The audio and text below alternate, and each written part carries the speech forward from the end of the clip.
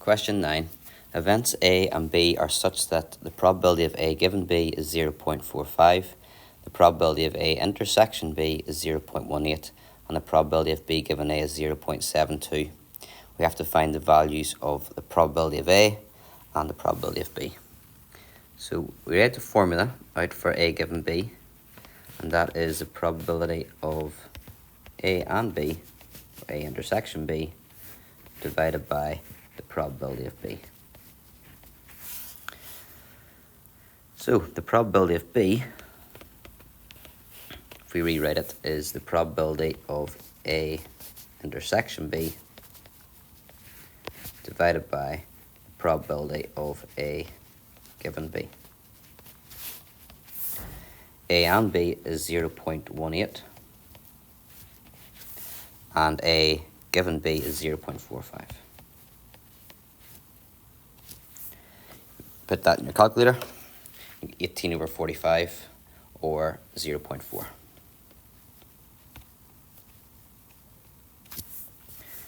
And we can do the same again, just the opposite way around. The probability of B given A is the probability of B and A, or A and B. The order there is not important.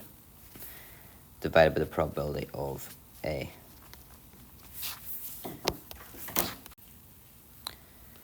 So rearranging, we get the probability of A is the probability of A and B divided by the probability of B given A. Probability of A and B, like before, is 0.18. The probability of B given A is 0.72. So that gives you 18 over 72, or 0.25. Might like to have those later on, just in fractions, so either is acceptable there. Okay, on to part 2. We have to hence determine whether or not A and B are independent. Well, one of the conditions for independence is the probability of A intersection B is equal to the probability of A times the probability of B, if they're independent. The probability of A and B is 0.18. The probability of A we worked out to be 0.25, and the probability of B we worked out to be 0.4. So 0.18 is not equal to 0.1, which is the answer to the right hand side. So therefore they are not independent. They are dependent events. Okay, on to the next part. We have to use the Venn diagram or otherwise to calculate the probability of not A and not B. A Venn diagram is a very useful approach for this question because of what they're asking you for. We've got two events, A and B. And just a quick recap on what this is saying. Here is the probability of A.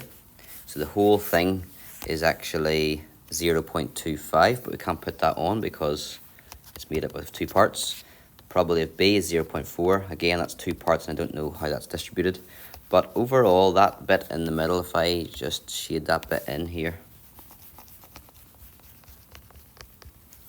that is the probability of A or B. So anywhere in there can be A or it can be B. On the outside then, that can't be A because it's not in the A circle, and it can't be B because it's not in the B circle. So working out this bit here is what the question's asking for.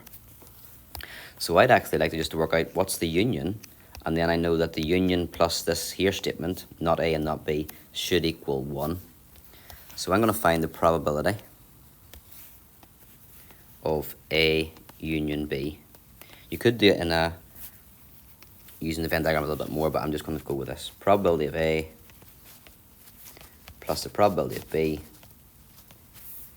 minus the probability of A and B, A intersection B. Probability of A, I said, was 0.18, was it?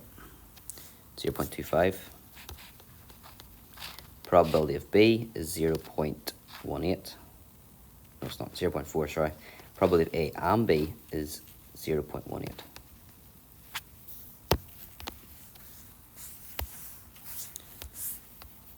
So we've got 0.65, and they've got to take away 0.18, and we're left with 0.47.